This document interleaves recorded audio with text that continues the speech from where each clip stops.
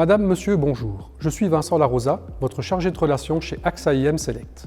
Je vous souhaite la bienvenue dans cette nouvelle édition de notre Parole d'expert, présentée par notre Head of Portfolio Management chez AXA IM Select. Il aura le plaisir de parcourir avec vous les événements ayant marqué les marchés financiers ces 3 derniers mois et vous expliquera dans quelle mesure ceci a influencé nos résultats. Il vous exposera ensuite ce que nous pouvons encore attendre du prochain trimestre.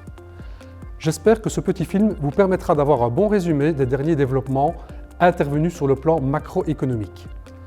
Je reste naturellement à votre disposition pour toute question supplémentaire. N'hésitez donc pas à me contacter par email ou sur mon GSM. Je vous remercie de la confiance que vous nous accordez chaque jour.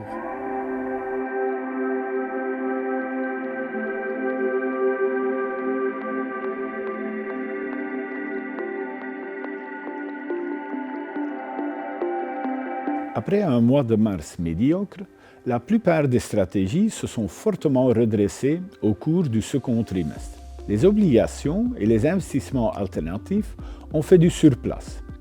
Mais les actions ont réussi à faire grimper les rendements.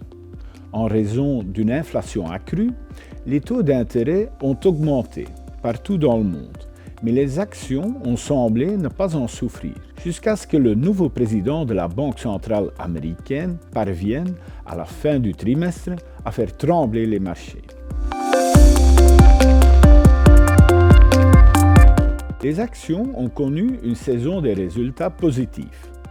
Et sur le plan géopolitique, il semble que le pire soit derrière nous. L'accord entre l'Amérique et l'Iran est fragile et temporaire. Mais la plupart des investisseurs anticipent quand même que nous ne retournerons pas vers une guerre ouverte.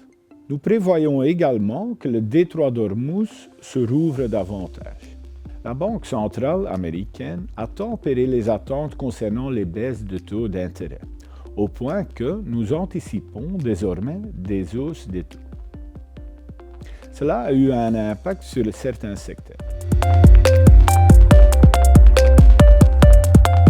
Nous sommes restés positifs vis-à-vis de l'Amérique durant le conflit au Moyen-Orient.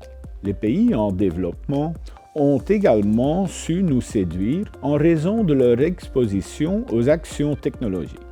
Nous pensons que les investissements dans l'intelligence artificielle continueront temporairement d'affluer et que cette technologie sera appliquée plus largement, permettant ainsi à d'autres que ceux qui fabriquent les puces d'en bénéficier.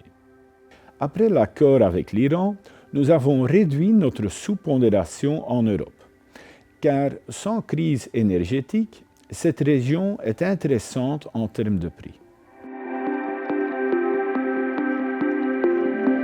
Les obligations d'État n'ont pas particulièrement bien performé au cours de ces 3 derniers mois.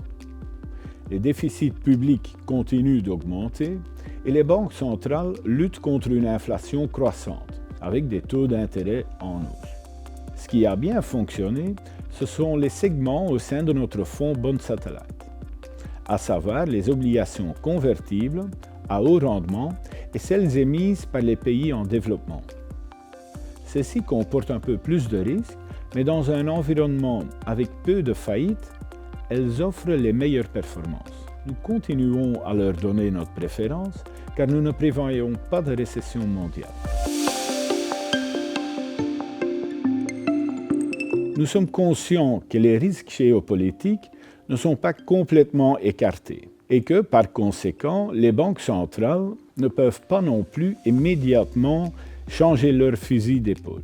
La hausse des taux d'intérêt et l'inflation élevée restent donc nos principales préoccupations. Si les prix de l'énergie continuent de baisser, cette inflation finira par être moins préoccupante.